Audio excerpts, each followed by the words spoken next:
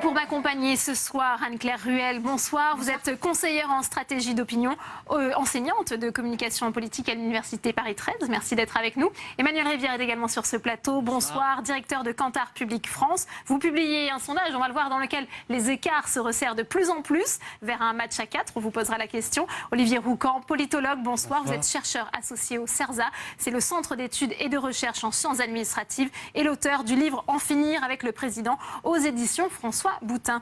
Emmanuel Rivière, c'est vrai que c'est un resserrement qu'on n'avait pas forcément vu venir dans ces 15 derniers jours. Les 4 candidats, on le dit, Marine Le Pen, Emmanuel Macron, François Fillon et Jean-Luc Mélenchon, je le dis dans le désordre, pourraient se retrouver aux alentours de 20% chacun.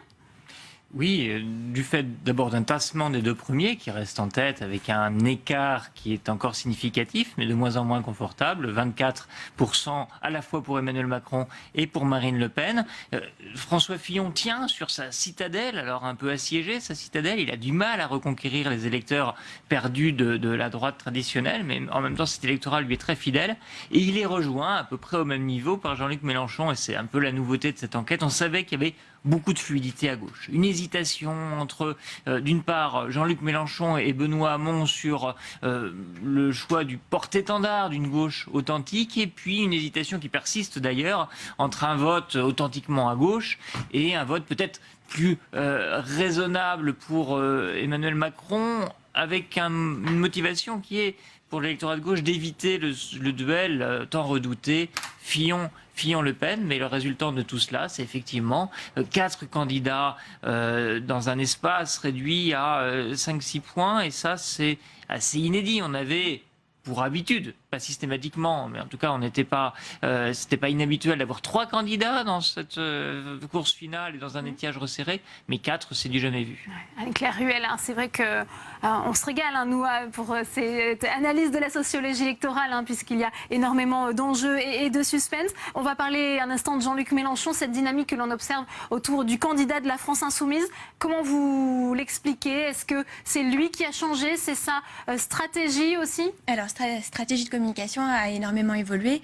C'est-à-dire qu'il a beaucoup pacifié sa communication énormément et il a investi des lieux que n'ont pas investi les autres politiques, notamment les réseaux sociaux. Toute sa campagne sur jeuxvideo.com, les forums, toutes ces conférences fleuves sur ces réseaux sociaux ont contribué à façonner un peu le personnage qui joue aussi du côté télégénique de ces meetings, parce que le meeting de Marseille est extrêmement télégénique, on voit avec les drapeaux, la foule, donc c'est vraiment ça qu'il a amorcé, qu'il a bien réussi, et c'est pour ça que cette dynamique se confirme sur cette dernière ligne droite. Ouais. Olivier Roucan, un mot de Jean-Luc Mélenchon, est-ce qu'il ne va pas être confronté à un plafond de verre? On employait souvent cette expression pour le Front National. Oui, nul ne le sait. Il est clair qu'il va devoir davantage parler de ses propositions et que certaines risquent de heurter certains citoyens. Mais enfin, elles peuvent aussi mobiliser d'autres parce qu'il reste en réservoir d'indécis. Et puis, Jean-Luc Mélenchon, il a des professions intermédiaires qu'il capte bien. C'était déjà vrai en 2012 de mémoire. Mais il commence aussi à avoir un frémissement du côté des ouvriers, des employés, c'est-à-dire des personnes qui étaient ou dans l'abstention ou chez Marine Le Pen. Donc, son aspect politique sur l'écologie lui permet de capter, semble-t-il, autour de 30%, je crois, de l'électorat écologiste. Bon. Donc il y a une surface, la politique, qui a été augmentée par rapport à 2012 du fait de ce virage écologiste.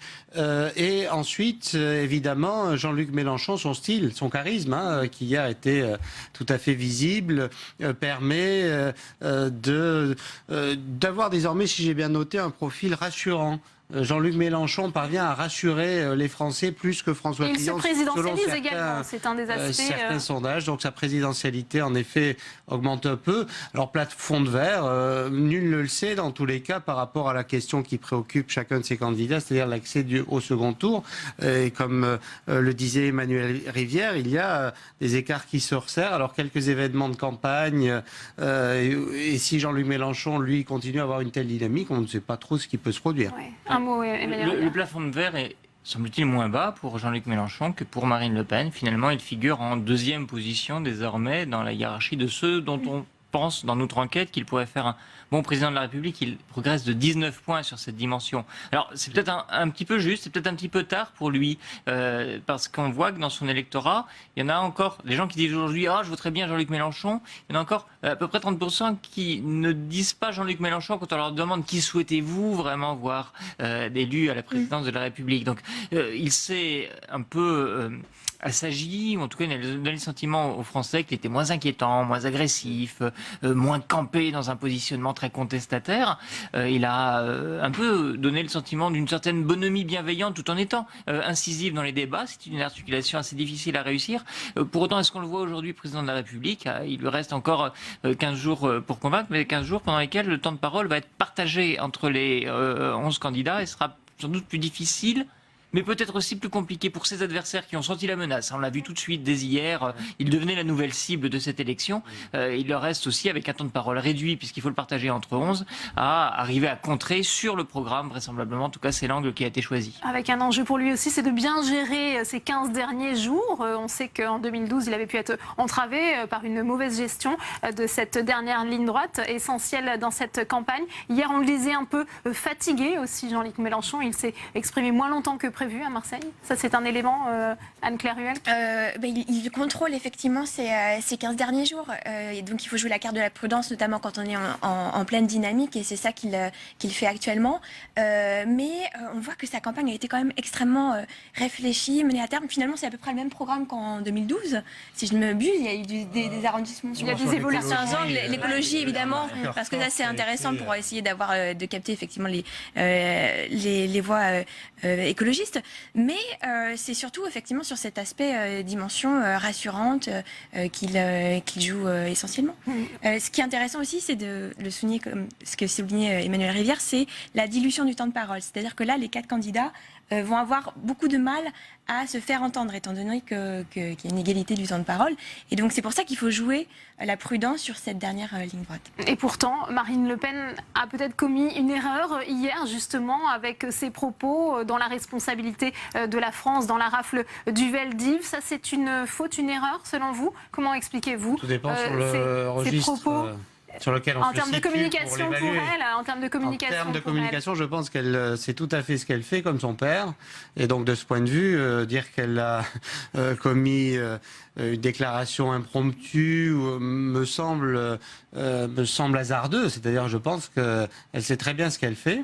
Ensuite, sur le registre moral, chacun a ses valeurs et au regard de notre mémoire collective, c'est une faute dans la mesure où il a été dit par un chef d'État précédent que la responsabilité de l'État français était engagée. Donc à partir de là, une candidate à la présidence de la République doit s'inscrire dans une. Mais comment continuité. analysez-vous ces propos si effectivement ils sont bien contrôlés de sa part?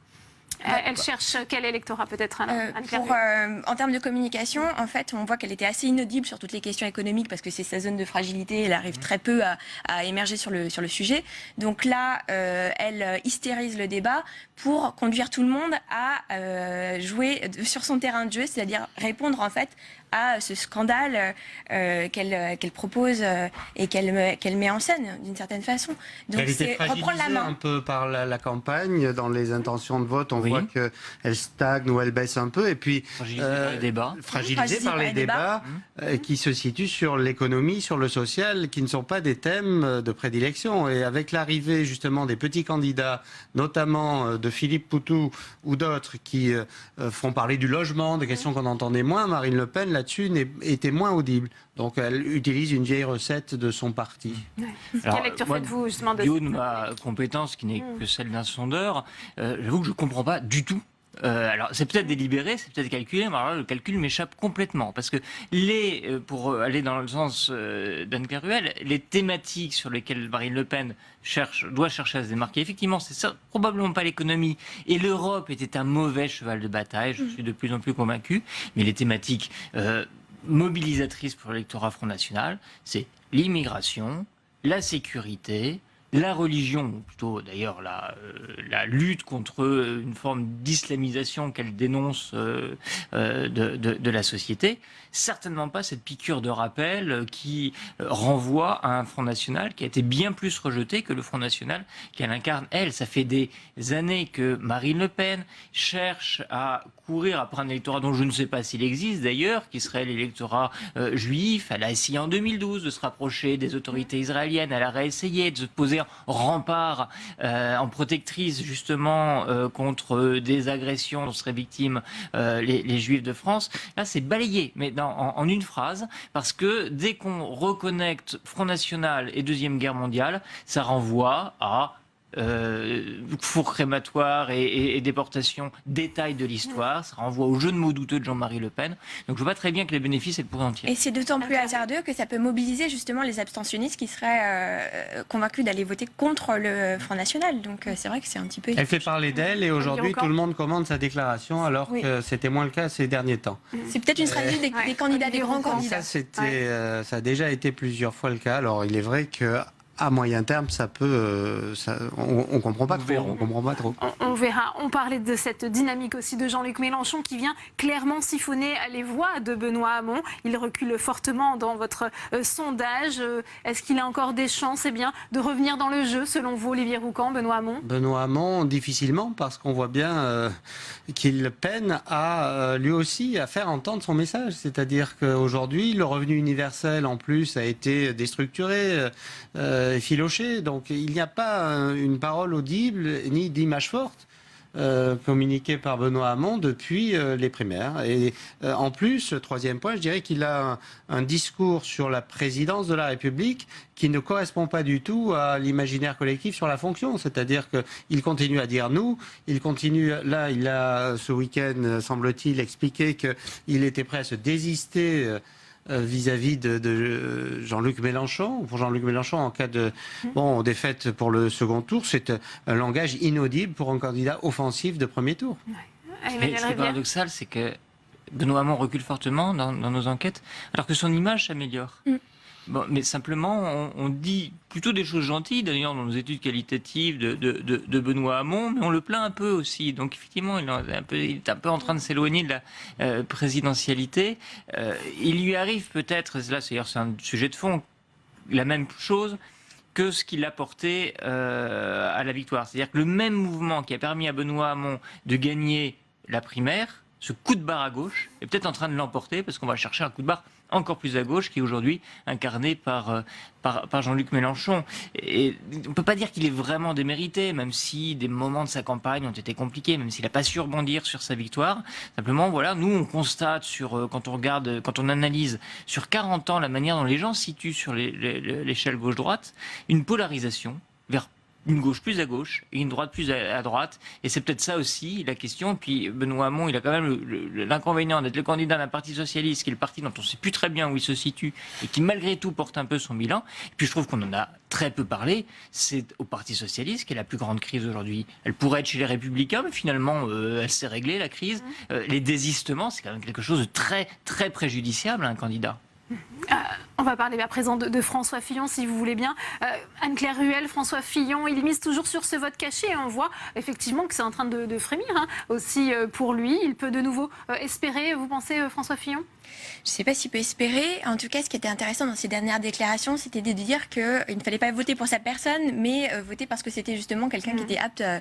On ne vous demande pas de m'aimer, voilà, on vous demande de m'aimer, mais de nous soutenir. Alors ça, c'est intéressant parce qu'en termes de storytelling, donc storytelling, c'est raconter une histoire, c'est toujours une dialectique. C'est-à-dire que c'est susciter l'adhésion, et notamment en utilisant la raison pour parler auprès de ses communautés. Ce qui est intéressant, c'est qu'il occulte totalement le côté personnalité pour justement dire c'est un vote de raison. Et donc voter pour mon programme. Et c'est ce qu'il fait actuellement.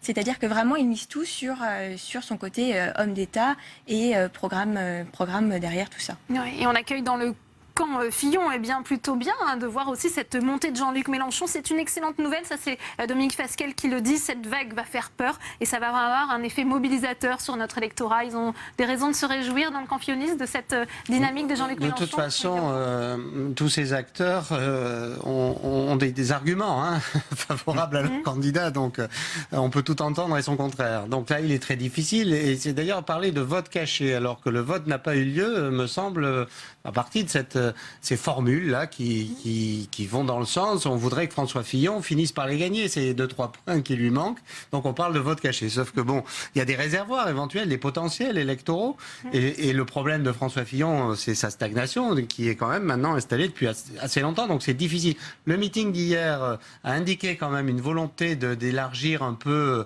le socle du fameux noyau, puisqu'il s'est adressé, ça faisait un peu le listing, mais à chaque catégorie socio-professionnelle. Or, il me semble que le problème majeur de François Fillon, c'est qu'il n'est pas entendu par les classes actives. C'est-à-dire qu'il a un vote de retraités très fort, c'est le fameux noyau, mais il ne parle pas à la France qui travaille. Et ça, hier, il commence à le corriger. Il faudra voir si ça monte en puissance. En revanche, son avantage, François Fillon, Emmanuel Rivière, c'est ce qu'on appelle la certitude du choix, puisque son électorat est très déterminé et mobilisé, et notamment en cas de forte abstention.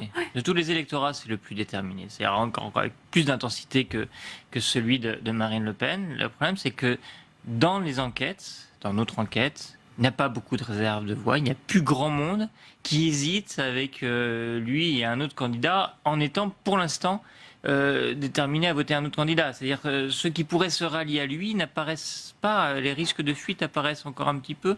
Les risques de leur ralliement sont faibles. Ce qui, du coup, je pense, explique cette rhétorique du vote caché. C'est-à-dire que l'espoir de François Fillon, ce soit que les sondages soient décalés par rapport à la réalité de l'électorat. Et je il veut dois créer confesser, la surprise comme au primaire. ce n'est pas exclu, c'est arrivé en ce qui le concerne. D'ailleurs, c'est peut-être de là qu'il tire sa conviction. De fait, probablement, les sondages des primaires à droite était en décalage avec la réalité de l'électorat des primaires de droite. Je pense qu'il faut avoir l'humilité de le reconnaître. Simplement, ramener à l'échelle d'une population de 36 millions qui va probablement se déplacer, ou 35 millions qui va se déplacer à la présidentielle, c'est peut-être 1 point, 2 points, ça reste encore un peu juste. Si l'écart tombait à 4 points avec celui qui le précède, oui, effectivement, ce sursaut pourrait ouvrir un suspense sur la qualification de François Fillon. Pour l'instant, on est un petit peu au-delà de cet étiage de 4 points. Ouais. En revanche, la volatilité de l'électorat, c'est aussi le défi qui attend Emmanuel Macron. C'est là-dessus qu'il doit travailler pendant les 15 jours de campagne qui lui restent, selon vous, Anne-Claire Ruel ? Oui, d'ailleurs, on voit qu'il a complètement changé sa communication ici récemment, notamment en prenant la parole sur les notions, les thèmes de sécurité. Il essaie d'utiliser une thématique vraiment régalienne pour le coup. Fini la bienveillance, il cogne contre ses adversaires et donc il essaie de montrer justement que ce n'est pas le monsieur et en même temps un peu raillé par les humoristes politiques de tous bords. C'est vraiment quelqu'un qui a des convictions et qui essaie de faire émerger l'utilité de son vote. Et le vote est utile pour tout le monde. C'est-à-dire qu'en ce moment, ils sont à tellement peu d'écart, justement, qu'on parlait de vote utile pour voter Emmanuel Macron, mais je crois que c'est aussi ça, c'est que chaque voix compte dans cette aventure présidentielle. Olivier Roucan, sur cet aspect fluidité des électorats. Oui, c'est ça, et puis ça va redonner tout son sens à l'acte de voter. Donc je pense que les fameux abstentionnistes, il peut y avoir un phénomène de mobilisation, comme on constate quand même, y compris en regardant les succès des sites d'information et des ventes parfois de certains numéros de journaux. On voit qu'il y a un intérêt quand même pour cette campagne. Et les audiences, évidemment, mais on parle tellement des audiences de télé ou autres. Bon, bref, il y a un accès à l'information, une demande d'information qui manifeste peut-être qu'il y aura un surcroît de mobilisation et ce qui rend donc l'acte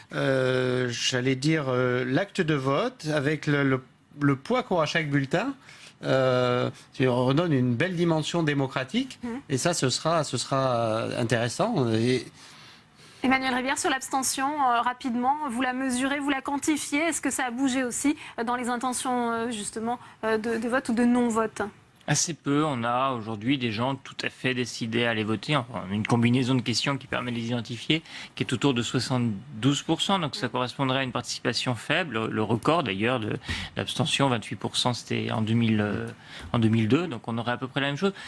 Ce dont, à titre personnel, je doute un peu en raison de ces indicateurs et en raison du suspense. En fait, l'un des moteurs de la participation, c'est le suspense. Et le suspense, il est aujourd'hui élevé. Je crois que c'est vraiment le point de consensus qui entre à peu près tous les candidats, gros ou petits, et la plupart des commentateurs, c'est qu'on ne sait pas.